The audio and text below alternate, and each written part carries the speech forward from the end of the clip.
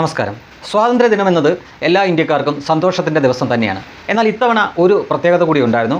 August 15-നാണ് സ്വാതന്ത്ര്യദിനമെങ്കിൽ August 14-ന് വിഭജന ഭീതി ദിനം എന്ന് പറഞ്ഞൊരു ദിനം കൂടി സംഘപരിവാർ ആചരിക്കാൻ തീരുമാനിച്ചു.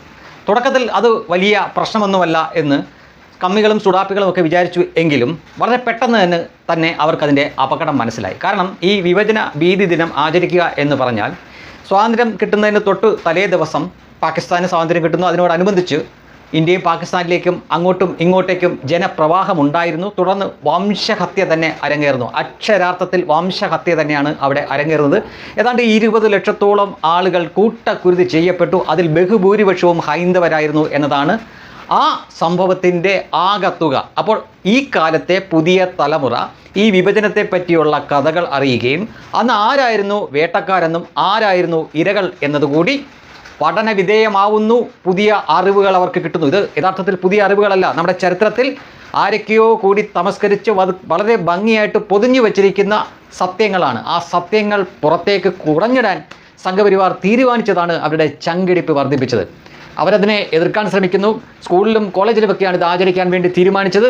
അപ്പോൾ അവർക്ക് മേധാവിത്വമുള്ള, അതായത് SFIക്കും അതുപോലുള്ള സംഘടനകൾക്കും മേധാവിത്വമുള്ള ഇടങ്ങളിൽ അവരിത് തടയാൻ ശ്രമിക്കുന്നു. പക്ഷേ അവർക്ക് എത്രമാത്രം ഇത് തടയാനാവും? നമുക്കെല്ലാവർക്കും അറിയാം, കേരളത്തിന് പുറത്ത് യാതൊരു സ്വാധീനമില്ലാത്ത ഒരു സംഘടനയാണ് SFI. കേരളത്തിന് പുറത്ത് അവർ SFIയുടെ മുദ്രാവാക്യം വിളിച്ച് ചെന്നാൽ തന്നെ അടിയുടെ പൂരമായിരിക്കും, ഒരു സംശയം വേണ്ട. അപ്പോൾ അങ്ങനെയുള്ള ഇടത്തൊന്നും അവർക്ക് ഇതൊന്നും തടയാനൊന്നും ആവില്ല. ഇവിടെ തന്നെ അവർക്ക് തടയാനാവില്ല. വളരെ ചുരുക്കം ചില കോളേജുകളിൽ മാത്രം എന്തെങ്കിലും എതിർപ്പ് പ്രകടിപ്പിക്കാം എന്നല്ലാതെ ഇനിയും വരും വർഷങ്ങളിൽ ഇത് തന്നെ ആചരിക്കും. അപ്പോഴൊന്നും അവർക്കിത് തടയാനാവില്ല. പുതിയ ആളുകൾ ഈ സംഭവങ്ങളെല്ലാം അറിയുകയും ചെയ്യും. അവിടെയാണ് ഇവർ അപകടം മണത്തത്. കാരണം ഇത്തരം കാര്യങ്ങളൊക്കെ അറിഞ്ഞാൽ അത് വലിയ പ്രശ്നമാവും. തീർച്ചയായിട്ടും സമൂഹത്തിൽ തന്നെ രണ്ട് രീതിയിൽ ചിന്തിക്കുന്ന ആളുകളുണ്ടാവും.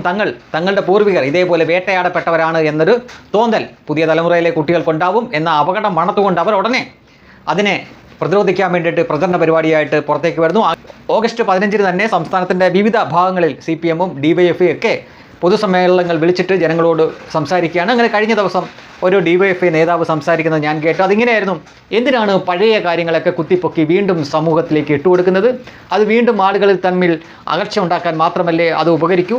പഴയ കാര്യങ്ങളൊക്കെ നമ്മൾ മറക്കേണ്ടതല്ലേ? ഇത് നമ്മൾ 2025-ലല്ലേ ജീവിക്കുന്നത് എന്നൊക്കെയുള്ള വാചക കസർത്തുകളായിരുന്നു കേട്ടത്. ഇതേ നേതാവ് തന്നെയാണ് ബാബറി മസ്ജിദ് ദിനത്തിൽ ആ ബാബറി മസ്ജിദ് എന്ന തർക്കമന്ദിരം പൊളിച്ചതിനെ പറ്റി ഘോരഘോരം പ്രസംഗിക്കുകയും ഇതേ കാര്യം തന്നെ, അതായത് ഇന്നിപ്പോൾ അവരാരോപിക്കുന്ന സംഘപരിവാർ എന്താണോ ചെയ്യാൻ ഉദ്ദേശിക്കുന്നത് അതും അതിൻ്റെ ഇരട്ടിയായിട്ട് എല്ലാ ബാബറി മസ്ജിദ് ദിനത്തിലും അവർ സമ്മേളനങ്ങൾ വിളിക്കുന്നു, ബാബറി ദിനം ആചരിക്കുന്നു. അപ്പോൾ അതിൻ്റെയൊക്കെ പിന്നിലുള്ള ചേതോവികാരം എന്തായിരുന്നു എന്ന് ചോദിച്ചു കഴിഞ്ഞാൽ അവരിപ്പോൾ ആരോപിക്കുന്ന പോലെ സമൂഹത്തിൽ മതപരമായിട്ടുള്ള വേർതിരിവ് ഉണ്ടാക്കാൻ വേണ്ടി തന്നെയല്ലേ നിങ്ങളത് ചെയ്തത് എന്നൊരു തിരിച്ചു ചോദ്യം അവിടെയുണ്ട്. മാത്രമല്ല 18-ാം നൂറ്റാണ്ടിലും 19-ാം നൂറ്റാണ്ടിൻ്റെ പകുതി വരെയൊക്കെ ഉണ്ടായിരുന്ന അയിത്തം അല്ലെങ്കിൽ അതുപോലുള്ള ബ്രാഹ്മണിക്കൽ ഹെജിമണി എന്നൊക്കെ പറഞ്ഞ കാര്യങ്ങൾ ഇന്നിപ്പോൾ ഇല്ല. അവിടെ ഇവിടെയൊക്കെ ആർക്കെങ്കിലും ആ മനോഭാവമായിട്ട് നടക്കുന്നുണ്ടെങ്കിലും ആരും പ്രകടമായിട്ട് അതൊന്നും കാണിക്കാൻ തയ്യാറാവില്ല. കാരണം ഇത് ജനാധിപത്യ രാജ്യമാണ്.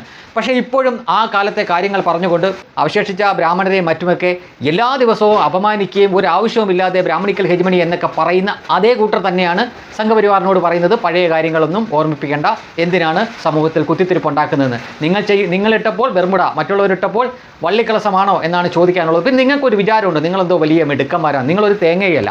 നിങ്ങൾ ഈ ചെറിയ കാര്യങ്ങൾ ഒരു ഇട്ടാവട്ടത്ത് മാത്രമാണ് ചെയ്യുന്നത്. അവർ കുറേ കാലം ഇത് കണ്ട് ഗ്യാലറി കണ്ടിരിക്കും നിങ്ങൾ എവിടം വരെ ഈ കളിയും കൊണ്ട് പോകുന്നു. അവസാനം ഒരു കാർഡ് അവർ തിരിച്ചങ്ങോട്ട് ഇട്ട് തരും. അത് നിങ്ങൾക്ക് താങ്ങാനും സഹിക്കാനും പറ്റത്തില്ല. അതാണ് ഇപ്പോൾ ഈ വിഭജന ഭീതി ദിനം ആചരിക്കുന്നതിൽ കണ്ടത്. നിങ്ങൾക്ക് അവരെ തടയാനാവില്ല. അവരടുത്ത വർഷവും ആചരിക്കും.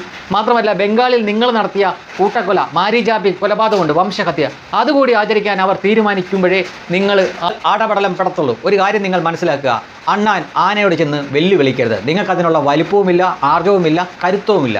മര്യാദയ്ക്ക് കേരളം പോലെ ഒരു ഇട്ടാവട്ടത്ത് ഒതുങ്ങിക്കൂടി കഴിയുന്നതാവും നല്ലത്. അല്ലാതെ RSSനെയോ സംഘപരിവാറിനെയൊക്കെ വെല്ലുവിളിക്കാൻ പോയാൽ ഇതുപോലിരിക്കും, കിടന്ന് മേടിക്കേണ്ടി വരും.